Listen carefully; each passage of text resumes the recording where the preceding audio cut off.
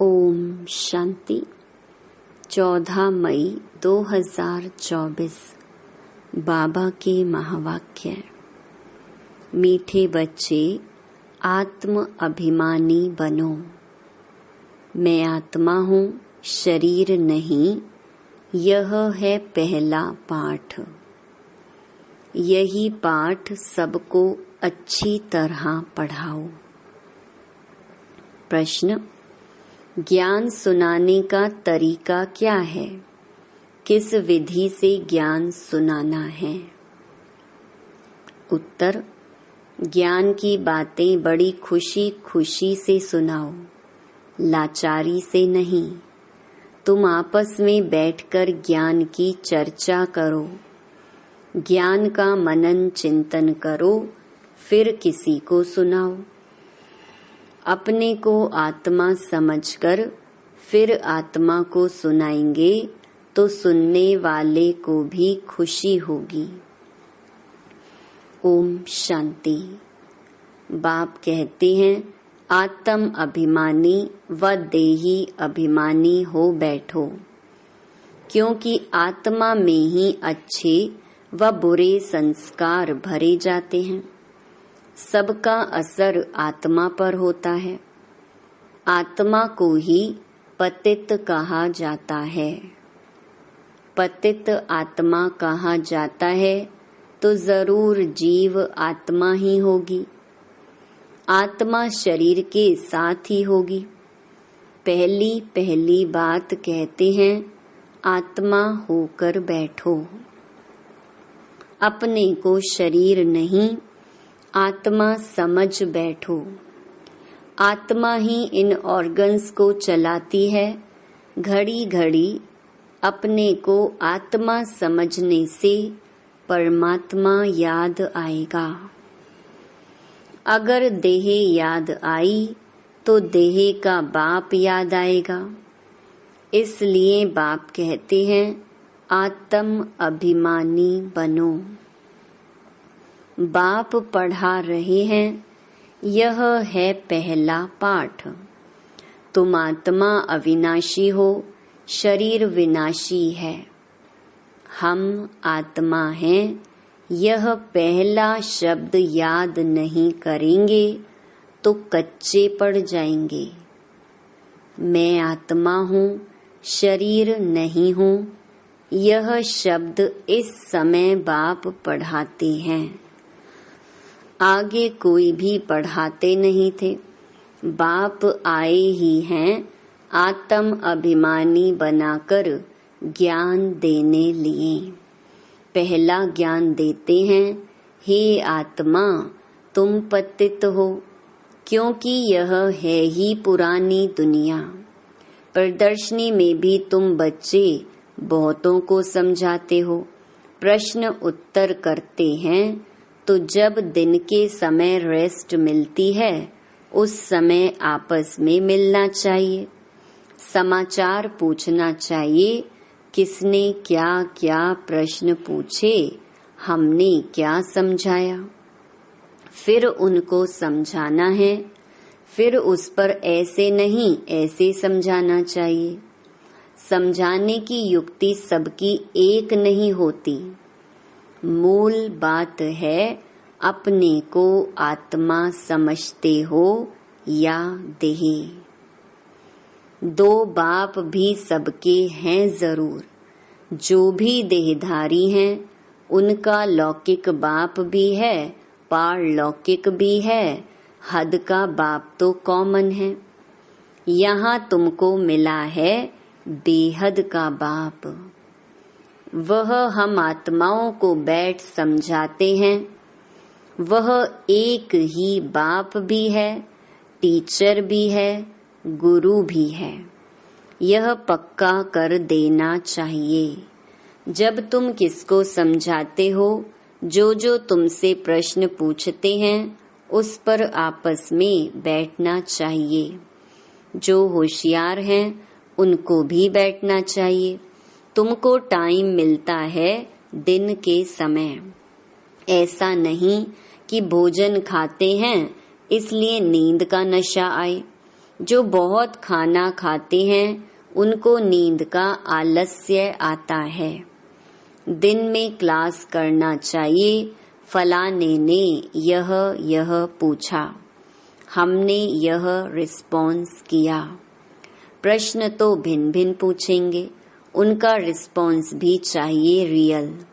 देखना चाहिए उनको कशिश में लाया, सेटिस्फाई हुआ, नहीं तो फिर करेक्शन निकालनी चाहिए। जो होशियार हैं उनको भी बैठना चाहिए, ऐसे नहीं खाना खाया जल्दी नींद आए।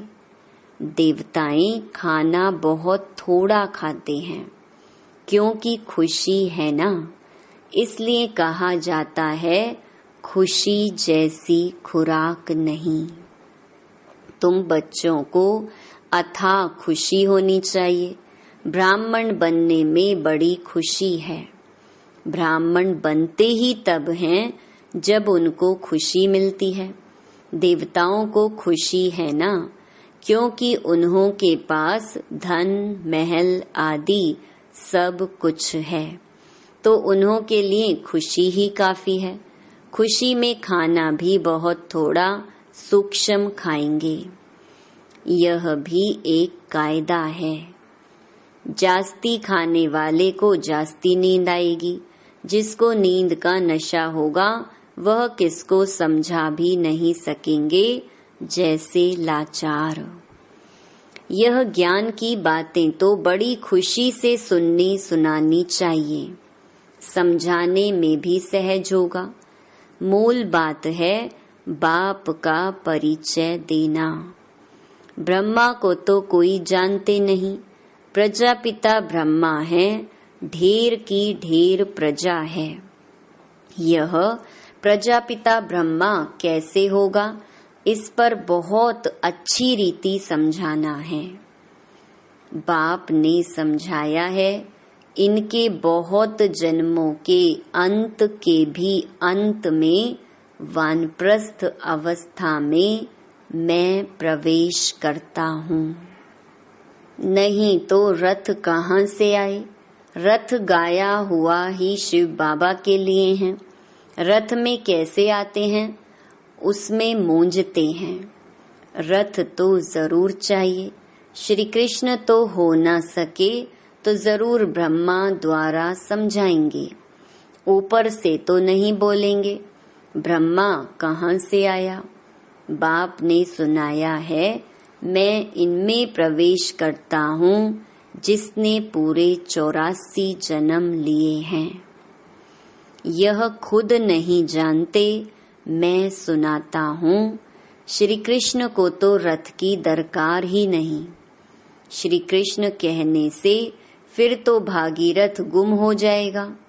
श्री कृष्ण को भागीरथ नहीं कहा जाता। उनका तो पहला जन्म है प्रिंस का। तो बच्चों को अंदर में विचार सागर मंथन करना चाहिए। यह तो बच्चे जानते हैं, वह बातें तो नहीं हैं जो शास्त्रों में लिख दी हैं। बाकी यह तो ठीक है, विचार सागर मंथन किया हुआ कलश लक्ष्मी को दिया है। उसने फिर औरों को अमृत पिलाया, तब स्वर्ग के गेट खुले। परंतु परमपिता परमात्मा को तो विचार सागर मंथन करने की दरकार ही नहीं। वह तो बीज रूप है, उनमें नॉलेज है, वही जानते हैं। तुम भी जानते थे, अभी यह अच्छी रीति समझाना जरूर है। समझने बिगर देवता पद कैसे पाएंगे? बाप समझाते हैं, आत्माओं को रिफ्रेश करने लिए। बाकी तो कुछ भी जानते नहीं। बाप आकर समझाते हैं, अभी तुम्हारा लंगर भक्ति मार्ग से उठा, अब ज्ञान मार्ग में चला है। बाप कहते हैं, मैं तुमको जो ज्ञान देता हूँ वह प्रायलोप हो जाता है। एक है निराकार, दूसरा है साकारी बाप। समझाया तो बहुत अच्छा जाता है, परंतु माया ऐसी है जो कशिश कर गंध में ले जाती है। पतित बन पड़ते हैं। बाप कहते हैं, बच्चे तुम काम चिता पर चढ़ एकदम कब्रिस्तान में आ गए हो। फिर यहाँ ही परिस्तान होगा जरूर। आधा कल्प परिस्तान चलता है, फिर आधा कल्प कब्रिस्तान चलता है। अभी सब कब्र दाखिल होने हैं। सीढ़ी पर भी अच्छी रीति समझा सकते हो। यह है ही पतित राज्य, इसका विनाश जरूर होना है। इस धरनी पर अभी कब्रिस्तान है, फिर यही धरनी चेंज हो जाएगी, अर्थात आयरन एजेड से गोल्डन एजेड दुनिया होगी। फिर 2 कला कम होंगी। तत्वों की भी कला कम होती जाती है, तो फिर उपद्रव मचाते हैं। तुम सभी को अच्छी रीति समझाते हो, अगर नहीं समझते तो गोया कौड़ी मिसल है, कोई वैल्यू नहीं है। यह वैल्यू तो बाप बैठ बतलाते हैं। गाया भी जाता है, हीरे जैसा जन्म। तुम भी पहले बाप को नहीं जानते थे, तुम कौड़ी जैसे थे।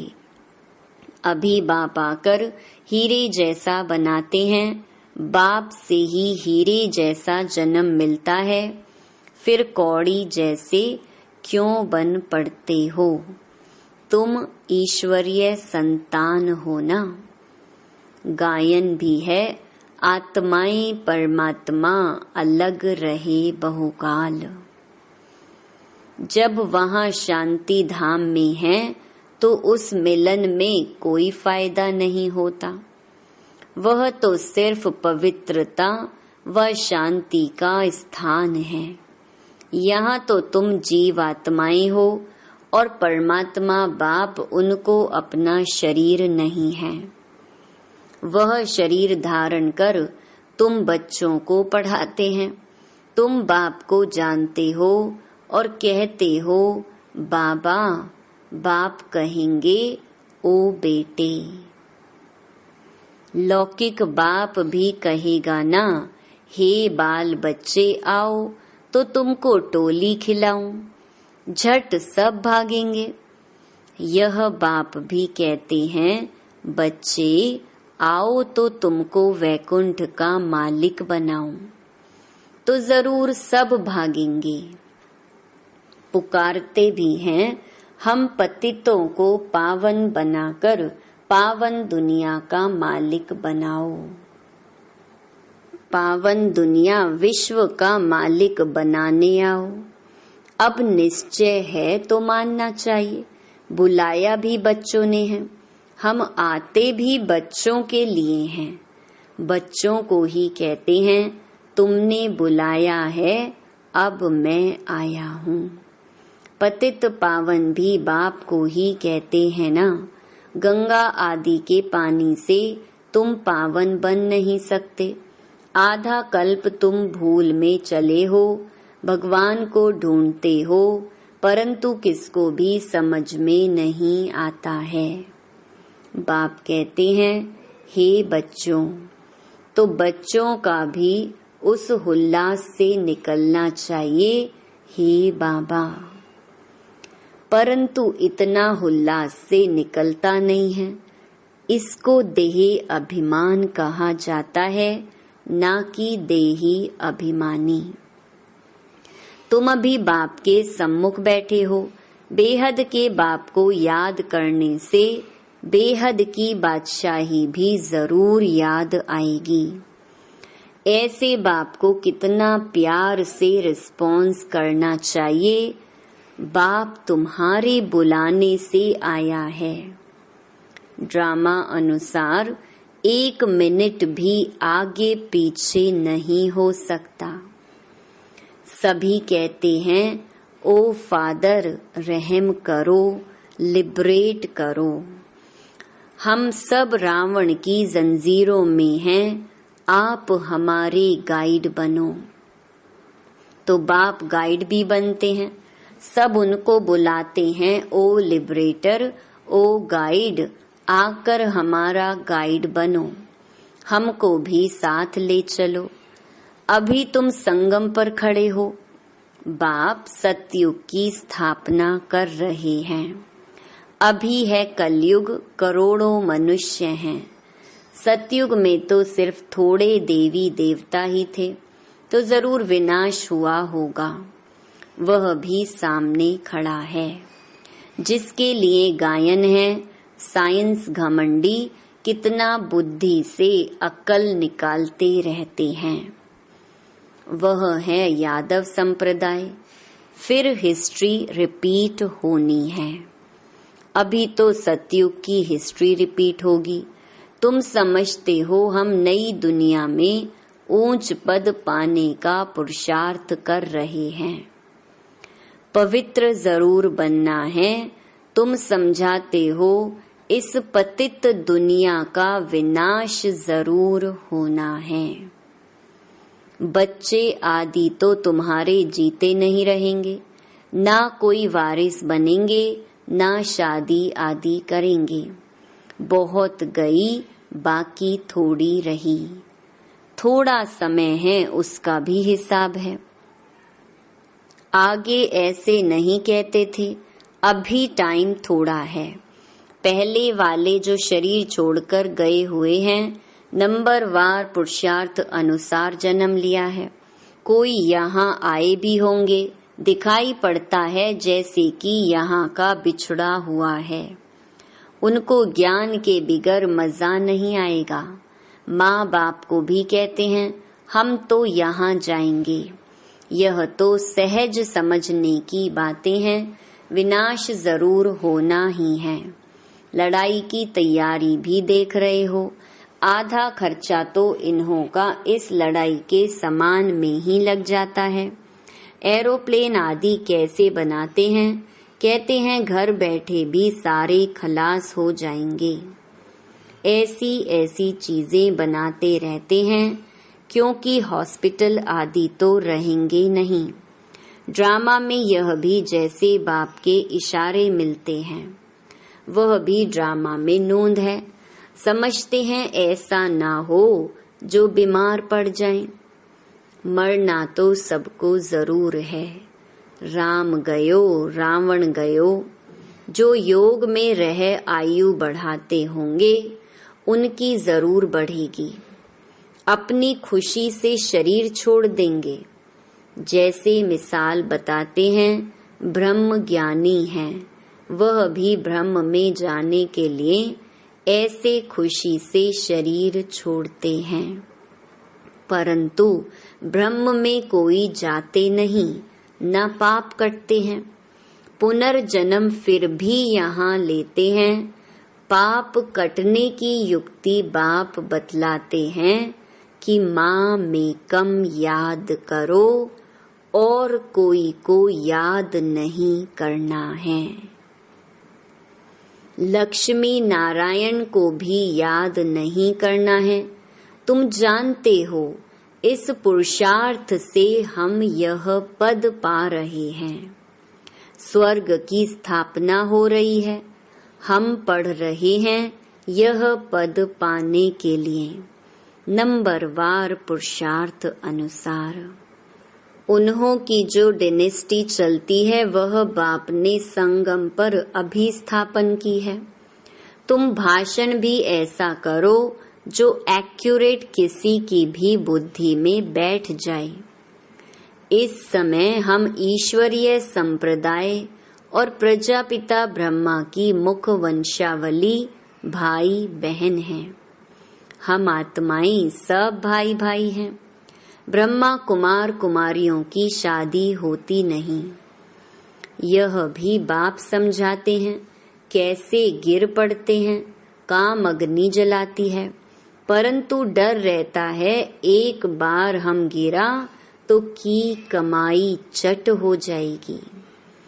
काम से हारा तो पद भ्रष्ट हो जाएगा। कमाई कितनी बड़ी है, मनुष्य पदम करोड़ कमाते हैं, उनको यह थोड़े ही पता है कि थोड़े समय में यह सब खत्म होना है। बॉम्ब्स बनाने वाले जानते हैं यह दुनिया खत्म होनी है, हमको कोई प्रेरक है, हम बनाते रहते हैं। अच्छा, मीठे मीठे सिकिलधे बच्चों प्रति मात पिता बाप दादा का याद प्यार और गुड मॉर्निंग। रूहानी बाप की रूहानी बच्चों को नमस्ते। धारणा के लिए मुख्य सार। पहला, ज्ञान को अंदर घोटना है, अर्थात विचार सागर मंथन करना है। ज्ञान की आपस में रूह रिहान कर फिर दूसरों को समझाना है। सुस्ती व आलस्य को छोड़ देना है। दूसरा, देही अभिमानी बन बड़े उल्लास से बाप को याद करना है। सदा इसी नशे में रहना है कि हम बाप के पास आए हैं कौड़ी से हीरा बनने। हम हैं ईश्वरीय संतान। वरदान, ज्ञान सूर्य ज्ञान चंद्रमा के साथ साथी बन रात को दिन बनाने वाले रूहानी ज्ञान सितारे भव। जैसे वह सितारे रात में प्रकट होते हैं, ऐसे आप रूहानी ज्ञान सितारे चमकते हुए सितारे भी ब्रह्मा की रात में प्रकट होते हो। वह सितारे रात को दिन नहीं बनाते, लेकिन आप ज्ञान सूर्य ज्ञान चंद्रमा के साथ साथी बन रात को दिन बनाते हो। वह आकाश के सितारे हैं, आप धरती के सितारे हो। वह प्रकृति की सत्ता है, आप परमात्म सितारे हो। जैसे प्रकृति के तारा मंडल में अनेक प्रकार के सितारे चमकते हुए दिखाई देते हैं, ऐसे आप परमात्म तारा मंडल में चमकते हुए रूहानी सितारे हो। स्लोगन, सेवा का चांस मिलना अर्थात दुआओं से झोली भरना। ओम शांति।